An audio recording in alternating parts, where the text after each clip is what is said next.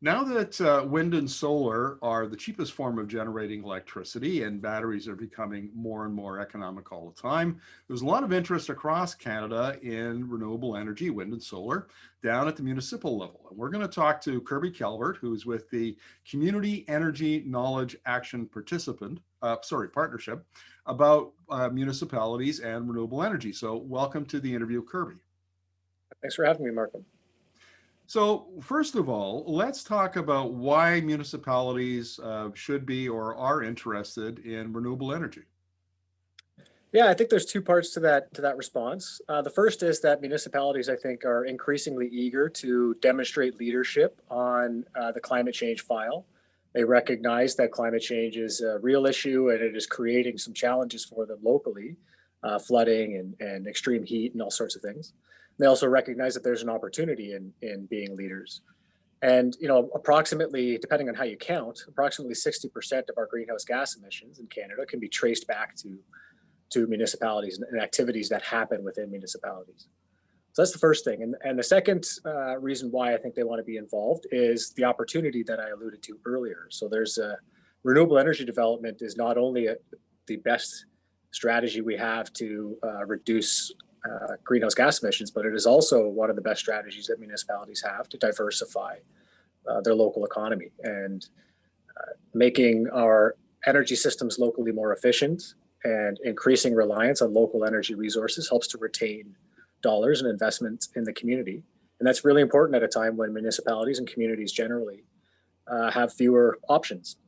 So I think that those two coupled together are the big reasons why. I'd say in the last year, I've interviewed, I don't know how many economists who talk about the opportunities that accompany cheap, abundant, clean electricity.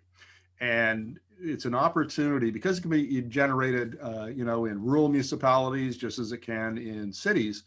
It kind of levels the playing field around economic development, and it really gives municipalities an opportunity to differentiate themselves and either grow local industry or attract new industry. Is that what municipalities are telling you?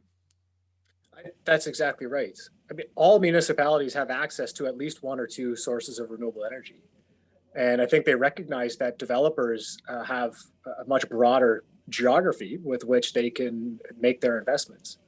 And so municipalities are really trying to attract that investment by identifying where their comparative advantage is and making sure that they're prepared to welcome those investments and to welcome those advancements on climate change. Now, your organization released the Accelerating the Implementation of Renewable Energy Protocol. Could you explain what that is, please? Sure, yeah. So essentially, it's a set of resources that we are providing to municipalities in order to enhance their capacity to accelerate implementation of renewable energy. And so we've provided them with resources that they can use not only to implement renewable energy, municipalities can be the primary implementers, can put solar panels on their roofs, for example, and invest in those and be owners and operators of renewables. But we've also provided them with resources that they can use to facilitate investment throughout the community. So help to ways in which they can change their land use plans and land use regulations, for example, or ways that they can enhance capacity in their community, knowledge and awareness in their community to drive these investments. So it's an entry point. It's a starting point, I should say. One way to think about it is that we provide many of the ingredients, but not necessarily the strict recipe. Because every community is different. They've all got different capacity constraints and different opportunities. We try to develop a series of resources that can meet them where they're at and help them build capacity. So if I was the mayor of a town or a town administrator or some have economic development officers these days, this is a place that I could go to get acquainted with the idea of municipal action on renewable energy and basically starting point for, say, the municipality's renewable energy strategy. Yeah, so it gives you a sense of the steps that you would need to take and some of the action items that you need to pursue. And in addition to that, if you've already got this, if you know your next step, it's a bit of a clearinghouse for information and best practices. So it's a place where you can go to find examples of what other municipalities have done in terms of restructuring their land use plans, for example, or how municipalities have invested in renewable energy, the different investment models that have been used. So yeah, it's really a place where what we hope it does ultimately is facilitate knowledge diffusion and policy innovation much more rapidly than is currently the case. There's many municipalities across Canada. They're all doing really great things. And we wanted to try to pull a lot of those learnings and best practices into one place to help everybody along the way.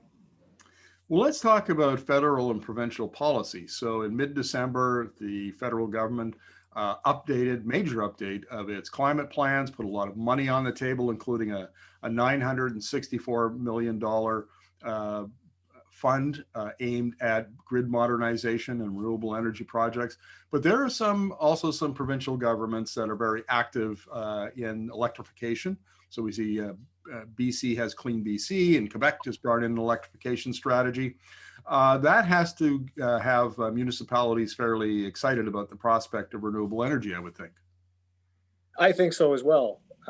Certainly, municipalities can't do it all themselves, and we don't want to give that impression. Municipalities have a particular role to play. They are, as the saying goes, creatures of the province, so to speak. And so the province really sets, in many ways, their mandate and their authority.